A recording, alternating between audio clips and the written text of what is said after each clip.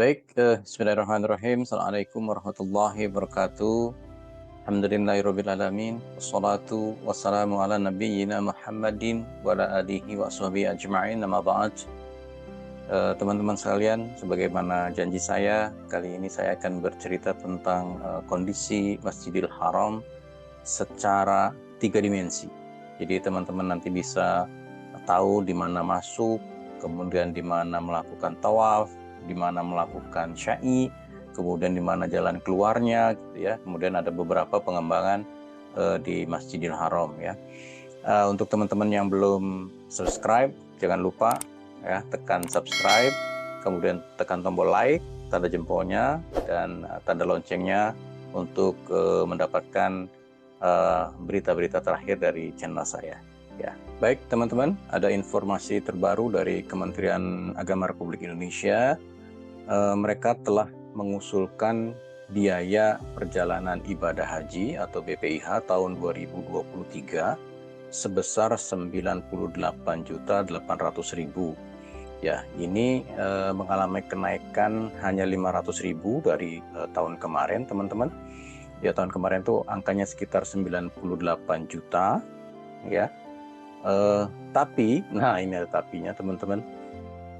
Usulan dari Kementerian Agama bahwa nilai manfaat itu hanya 30% yang diberikan, sementara 70%-nya dibebankan kepada jamaah.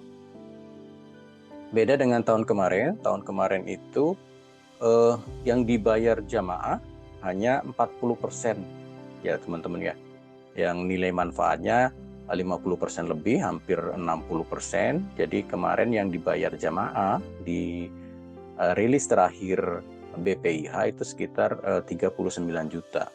Sementara 2023 ini biaya BPIH tahun 2023 yang harus dibayar jamaah itu nilainya menjadi 69 juta, teman-teman, ya. Tapi ini baru usulan, teman-teman sekalian, ya. Jadi usulan dari pemerintah ke DPR nanti dibahas, ya. Kenaikannya dari mana, kemudian porsi nilai manfaatnya berapa yang wajar, gitu ya. Mudah-mudahan tidak sebesar itu yang dibayar oleh jamaah, ya. Kalau tahun kemarin 2022 kami hanya membayar ketentuan awal masih 35 juta lebih, gitu ya. Walaupun ada kenaikan 39 juta, ya tapi tambahannya tidak diminta. Tapi yang sekarang itu akan diminta full, teman-teman, ya. Jadi teman-teman harus sudah siap-siap, ya. Di rencana awal kemarin saya sudah memprediksi sekitar 50 juta yang ditanggung jamaah. Cuma ini ada informasi yang diusulkan Kementerian Agama 69 juta. Ya, kita berdoa supaya angkanya tidak sebesar itu, teman-teman saya. Itu informasi terakhir dari saya. Saya akan beralih ke mode 3 dimensi. Baik teman-teman sekalian, kita sudah masuk ke mode Masjidil Haram dalam bentuk 3 dimensi, teman-teman ya. Kita akan coba mengenali setiap detail-detail Masjidil Haram. Fungsinya untuk apa? Fungsinya agar teman-teman tidak nyasar, gitu ya. Karena apa? Karena tiang-tiang di Masjidil Haram itu bentuknya hampir serupa, hampir sama, ya. Jadi teman-teman harus mengenali dengan baik, ya. Kalaupun nanti terpisah dengan rombongan, teman-teman bisa ulang sendiri, gitu ya. Mudah-mudahan teman-teman nanti tidak nyasar. Baik, kita mulai dari yang pertama, teman-teman. Di sini ada nomor 1, ya. Nomor 1 adalah King Abdul Aziz Gate atau pintu King Abdul Aziz. Ini adalah pintu utama, teman-teman sekalian, ya. Di depan pintu ini, di seberangnya itu adalah menara jam, ya. Jadi pintu ini berhadapan langsung dengan pintu masuk menara jam. Jadi kalau teman-teman nyasar di Mekah, lihatlah menara jam, dekati itu, pasti nanti nggak nyasar. Itu posisinya ada di depan pintu King Abdul Aziz, ya. Untuk teman-teman yang akan melaksanakan umroh, ya. Ini biasanya masuk dari pintu 1, pintu King Abdul Aziz, ya. Kemudian dari pintu King Abdul Aziz kita akan bergerak, teman-teman ya. Kita akan bergerak ke dalam, ya. Ini nanti teman-teman masuk sini, kemudian nanti ada eskalator dan tangga turun di situ. Teman-teman turun masuk ke pelataran Ka'bah. Ini yang hitam adalah Ka'bah, ya. Kita zoom. Ini teman-teman sekalian, ya. Ini adalah Ka'bah, ya. Yang nomor 2 ini adalah makom Ibrahim, ya. Makom Ibrahim bentuknya seperti lampu, teman-teman, ya. Dan di nomor 3 ini adalah Hajar Aswad, ya. Cirinya, teman-teman, nanti ketika teman-teman di Masjidil Haram, pasti Hajar Aswad itu tertutup oleh lautan manusia, tidak kelihatan. Gimana caranya mengenali di situ rukun Hajar Aswad atau pojok Hajar Aswad?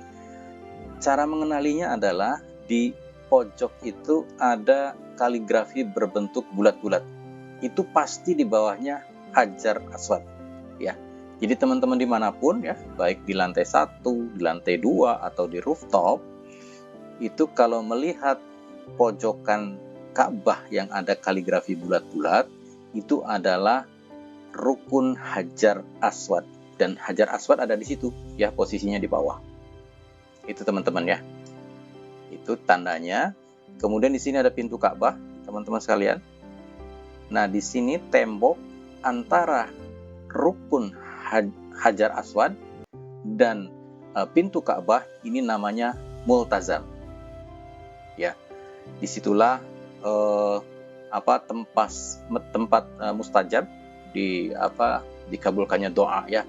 Oleh karenanya di depan pintu Ka'bah ini, di sini biasanya berjubel manusia, ya, sampai terus ke belakang. Karena orang berebut sholat di sini, teman-teman, ya, yang menghadap ke multazam, ya. Itu teman-teman. Kemudian kita bergerak. Ini ada yang berbentuk bulan sabit atau huruf C. Ini adalah Hijr Ismail, ya. Hijr Ismail ini sebenarnya adalah bagian dari Ka'bah. Jadi ketika teman-teman masuk ke Hijr Ismail ini, itu sama dengan masuk ke dalam Ka'bah. Kalau teman-teman sholat di sini, itu sama dengan sholat di dalam Ka'bah, ya. Oleh karenanya, ya, jemaah yang tawaf itu tidak boleh potong jalur ke sini, teman-teman. Harus keluar, ya, keluar Hijr Ismail. Karena kalau motong di sini, itu tawafnya tidak sah, ya, karena dia melalui bagian tengah Ka'bah, ya. Dia harus di luar Hijr Ismail, ya. Ada satu yang tidak ada di gambar ini. Di sini nanti ada pancuran air, ya, mirzab. Pancuran air itu untuk membuang air yang ada di atas Ka'bah kalau hujan, gitu kan, dikeluarkan melalui pancuran talang emas ini, ya, mirzab. Itu teman-teman. Arah tawaf, teman-teman sekalian, itu mulainya dari rukun Hajar Aswad yang ada titiknya ini. Nanti itu ditarik garis imajiner ke arah tembok, ke arah sampingnya sini. Nanti di samping situ ada lampu hijau, ya. Jadi lampu hijau sampai ke rukun Hajar Aswad ini ditarik garis imajiner. Disitulah kita mulai tawaf, ya. Start awalnya itu di situ.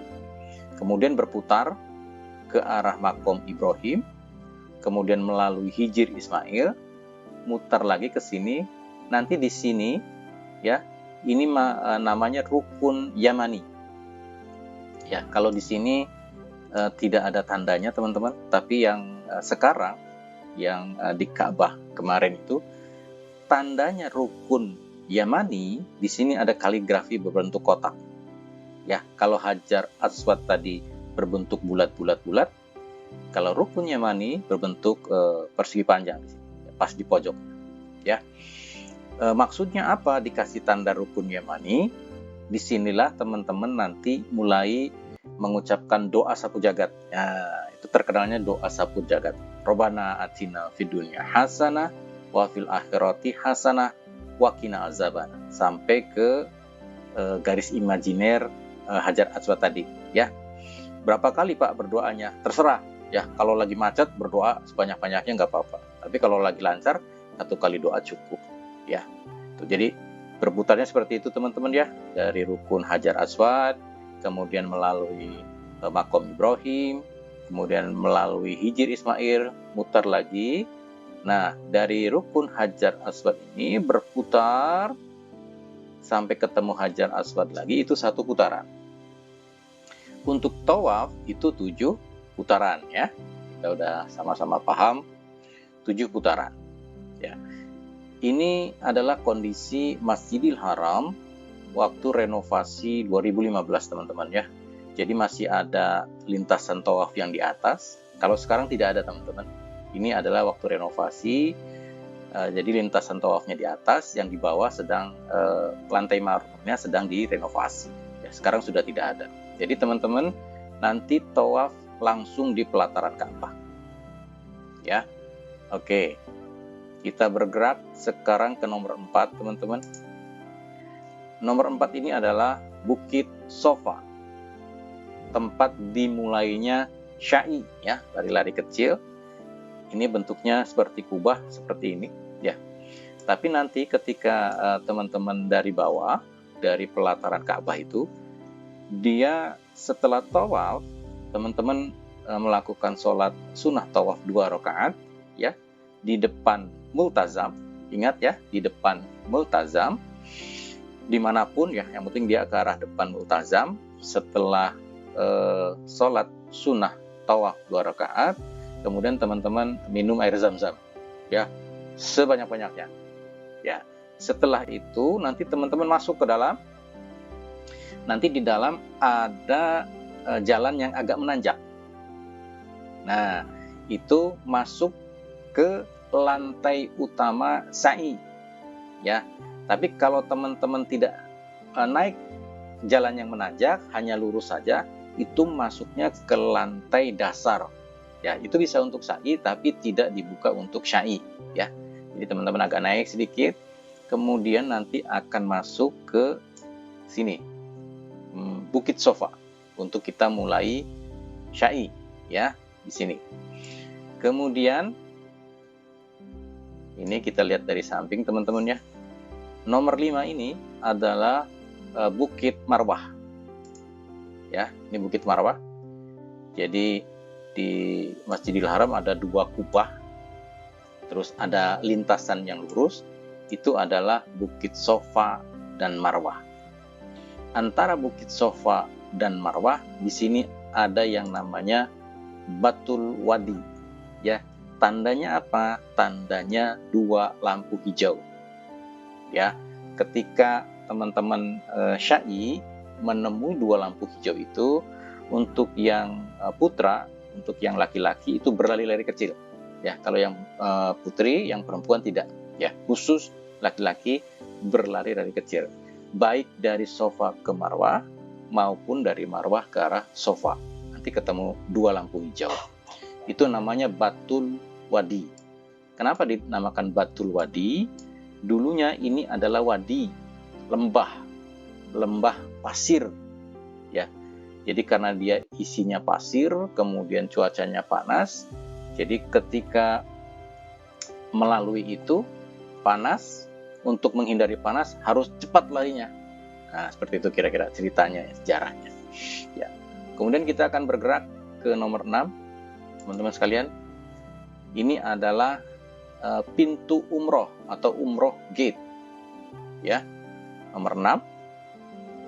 Berarti ke arah belakang, teman-teman.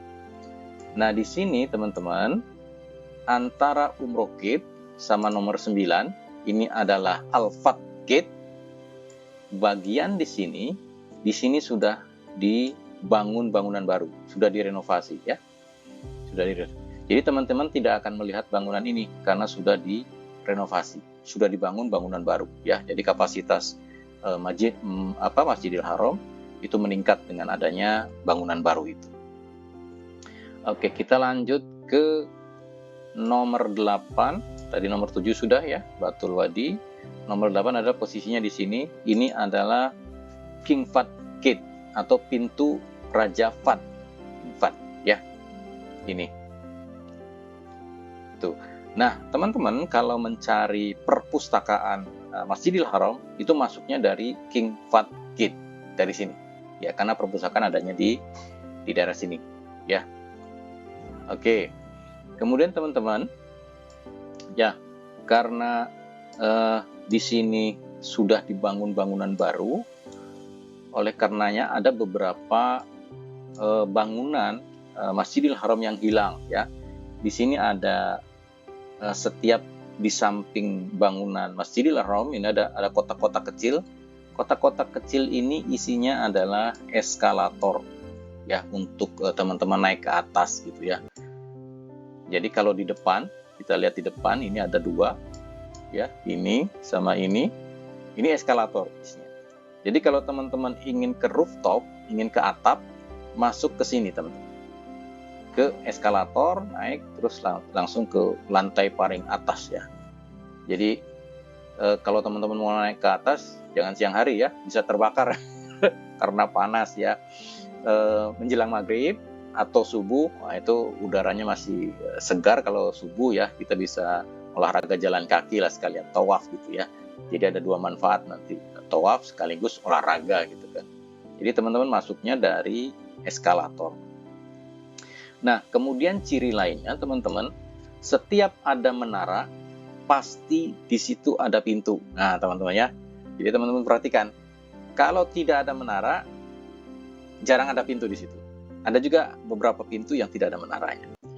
Tapi ini pintu-pintu utama selalu ada menaranya. Jadi supaya teman-teman gak nyasar, kalau mau keluar cari yang ada menaranya. Itu pasti ada pintu, ya teman-teman ya. Ini. Kemudian satu hal lagi teman-teman, di kondisi yang sekarang itu ada jalan ke arah sebelah kanan langsung ke lantai 2, ya. Jadi teman-teman biasanya ketika pelataran Ka'bah penuh, ya, itu jalurnya ditutup, kita tidak boleh lagi masuk ke pelataran Ka'bah, kita langsung diarahkan ke jalan yang menanjak itu langsung ke lantai 2, ya. Masuknya dari arah sini teman-teman, ya, dari arah sini langsung di situ tempat untuk tawaf di lantai 2 masuk ya. Dan di situ juga bagi teman-teman yang sakit, yang jalannya agak payah, nanti dari lantai 2 itu ada persewaan skuter, ya, ada persewaan skuter. Itu kalau tidak salah harganya 235 real, ya, untuk yang isi 2. Kalau isi 1 tuh setengahnya, sekitar 130 real ya, sini. Jadi untuk mencari di mana persewaan skuter, teman-teman cari yang jalan agak menanjak di sebelah kanan. Nanti di situ ada loketnya, ya, ada loket. Nanti masuk ke jalan yang menanjak ke mezanin, ya. Dia bukan di lantai tawaf.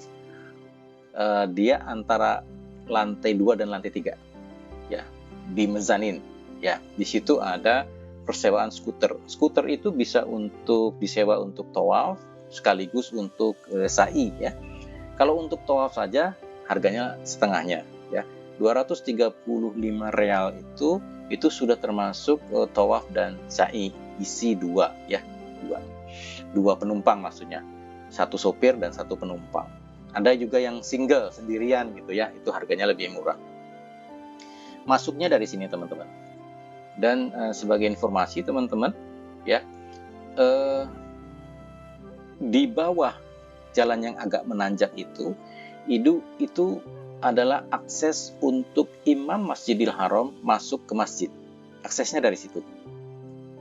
Dan ketika jenazah akan disolatkan, aksesnya juga masuknya dari situ, dari di bawah jalan yang menanjak itu, ya, di sini. Jadi teman-teman, teman-teman sekalian, posisi imam tadi saya belum jelaskan teman-teman ya. Zaman dulu posisi imam itu ada di depan pintu Ka'bah dulu ya.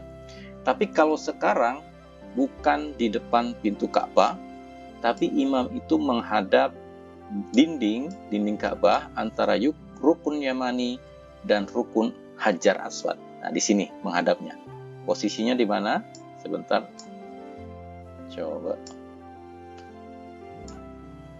Di sini teman-teman. Di sini ada yang bulatan-bulatan ini ya. Kalau di situ ada ruangan yang paling terang, banyak lampunya, terus banyak laskar, disitulah imam Masjidil Haram. Posisinya di situ. Ya. Beliau menghadap ke dinding antara rukun Yamani dan rukun Hajar Aswad. Ya. Jadi teman-teman nanti kalau di Masjidil Haram bingung, ini imamnya di mana? Tahu-taunya ada suaranya doang gitu ya. Imamnya adanya di situ, teman-teman. Baik. Itu teman-teman ya. Itu kemudian ada beberapa pintu yang tidak ada menaranya. Ya. Salah satunya adalah di sini, teman-teman ya. Di sini ini pintu keluar dari sofa. Ya, sofa di lantai utama itu keluarnya di sini. Ya, kemudian ada juga pintu dari Batul Wadi di sini di bawah. Ya, tapi pintunya dari lantai paling dasar. Jadi teman-teman, ketika teman-teman nyasar susah cari pintu, teman-teman cari pintu Ka'bah. Ya, kalau sudah dapat pintu Ka'bah, masuk lurus. Dari arah pintu Ka'bah itu lurus saja, jangan naik, jangan belok kiri, jangan belok kanan, lurus terus, nanti ketemu pintu ini. Nah, di sini nanti ada eskalator, jadi teman-teman tinggal naik eskalator. Di seberang eskalator ini, di sini ada tempat wudhu dan pancuran atau keran air Zam-Zam. Ya, jadi tempat wudhu ada di sini dan pancuran air Zam-Zam. Ya, itu cirinya, teman-teman. Jadi sekali lagi teman-teman, kalau teman-teman nyasar jangan bingung, istirahat dulu, cari pintu Ka'bah. Setelah pintu Ka'bah ditemukan, ya teman-teman ya, ini pintu Ka'bah. Teman-teman lurus ke sini keluar, ya, jangan belok kiri, belok kanan, lurus saja. Jangan juga naik ke arah yang jalan agak naik itu, jangan, lurus saja. Lurus, nanti ketemu pintu keluar yang sebelah sini. Pintu di Batul Wadi ya. Di sini. Itu teman-teman. Kemudian teman-teman, setelah teman-teman tawaf, teman-teman melakukan sya'i, itu keluarnya tidak kembali keluar ke pintu utama, tapi keluarnya dari pintu Marwah yang di sini, teman-teman. Keluarnya di sini ya. Keluarnya di sini. Jadi nggak balik lagi ke sana. Ya, kalau balik lagi kejauhan. Keluarnya di sini, ini langsung ke akses keluar. Nanti di sini ada WC wanita, kemudian di situ ada WC pria. Ya, biasanya teman-teman jemaah melakukan tahallul kadang-kadang di sini, tapi nanti diusir sama laskar itu karena kotor, rambutnya bertebaran, teman-teman ya. Jadi setelah tawaf, kemudian sya'i, teman-teman melakukan tahallul ya di sini. Kemudian teman-teman istirahat di sini. Di sini ada kamar kecil, silahkan ke belakang. Nah, Pak, terus di mana katanya rumah kelahiran Nabi Shallallahu Alaihi Wasallam? Nah, setelah dari pintu Marwah ini, teman-teman ke arah toilet pria atau kamar kecil laki-laki. Di situ masuk ke dalam, nanti ada eskalator. Ya, teman-teman naik ke atas, kemudian ambil jalan ke kanan. Nanti ketemu rumah berwarna kuning atau krem. Itulah rumah kelahiran Nabi Shallallahu Alaihi Wasallam. Ya, nanti ke depan akan saya ceritakan di city tour ya, di city tour. Nanti ada gimana bentuknya rumah kelahiran Nabi Muhammad Shallallahu Alaihi Wasallam. Jadi itu bagian-bagian dari Ka'bah, teman-teman sekalian ya. Nah, di sini teman-teman ya, di sekitar Marwah ini ada dua kotak ini juga isinya eskalator ya, untuk teman-teman turun ya, untuk turun dan naik ya sini.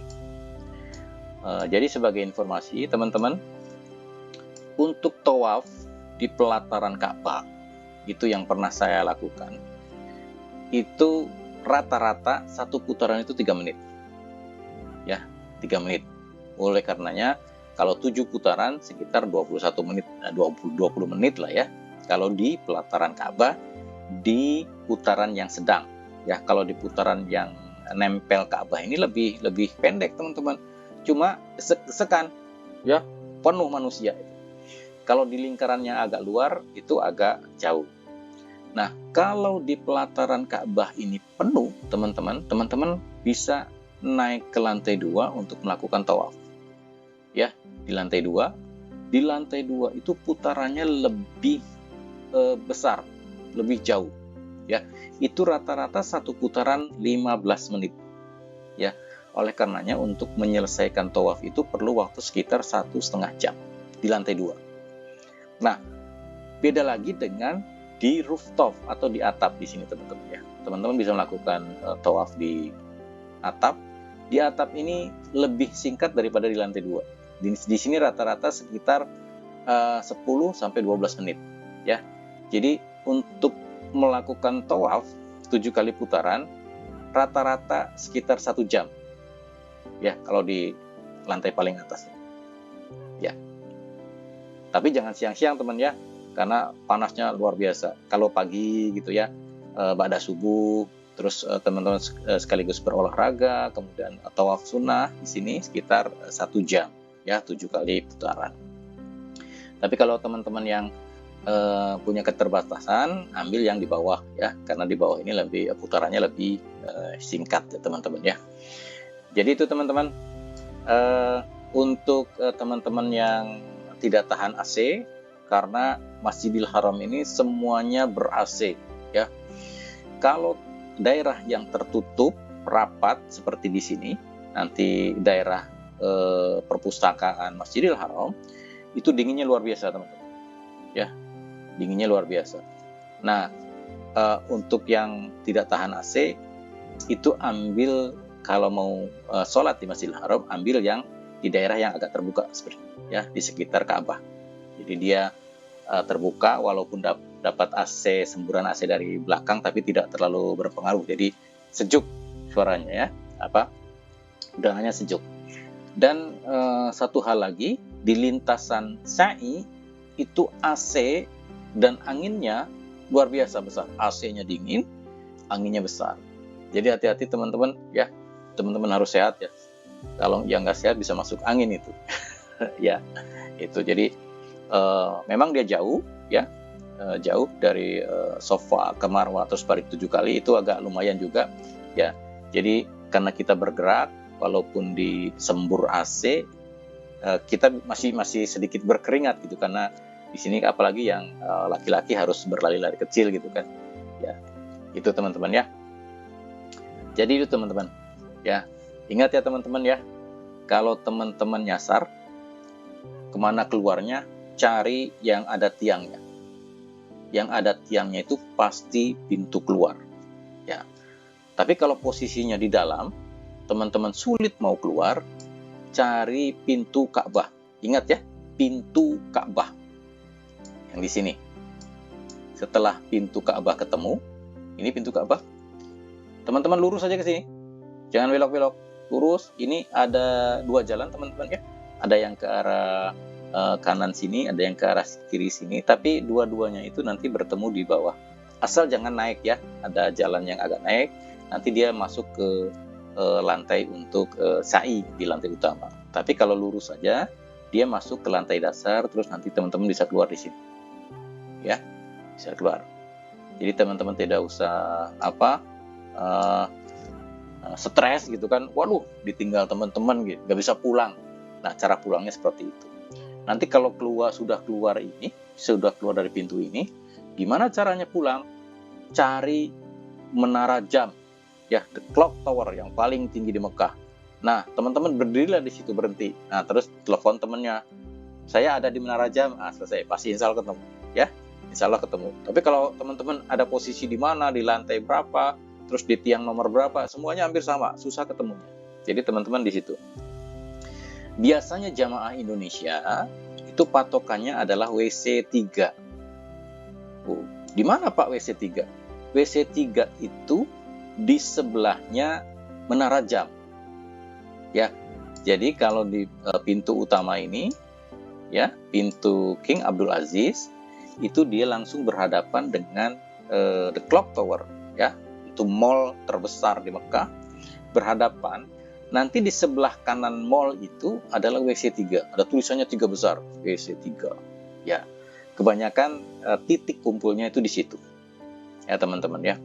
Kalau WC 2 ada di atas lagi, ya, di atas lagi. Kalau WC 3 posisinya di situ. Ya. Oke, teman-teman, ya. Ini teman-teman bisa lihat, ini saya perkecil bahwa Masjidil Haram itu adanya di lembah yang dikelilingi bukit-bukit batu. Nanti teman-teman bisa lihat kalau sampai di sana, ya, teman-teman, ya. Ini adalah daerah yang tandus dulunya. Jadi teman-teman bisa merasakan gimana ceritanya Nabi Ismail alaihissalam ditinggal oleh bapaknya Nabi Ibrahim di lembah yang tandus. Waktu itu belum ada sumur Zam-Zam, teman-teman, ya. Oh ya, satu. Di mana Pak sumur Zam-Zam? Kita zoom sedikit, teman-teman, ya. Sumur Zam-Zam itu sekarang sudah ditutup, teman-teman, ya. Ditutup lantai marmer. Posisinya itu di belakang di belakang makom Ibrahim. Kira-kira di sini. Ya. Nanti di situ ada tandanya. Marmer yang berbentuk bulat, ya. Kalau yang lainnya di luar itu bentuknya kotak. Kalau sumur Zam-Zam, tandanya marmernya berbentuk bulat. Ada tulisannya di situ Zam-Zam. Nanti teman-teman bisa cari. Tapi kalau lagi padat jangan dicari, ya, susah karena banyak orang. Patokannya adalah makom Ibrahim, daerah sini. Itu sumur Zam-Zam.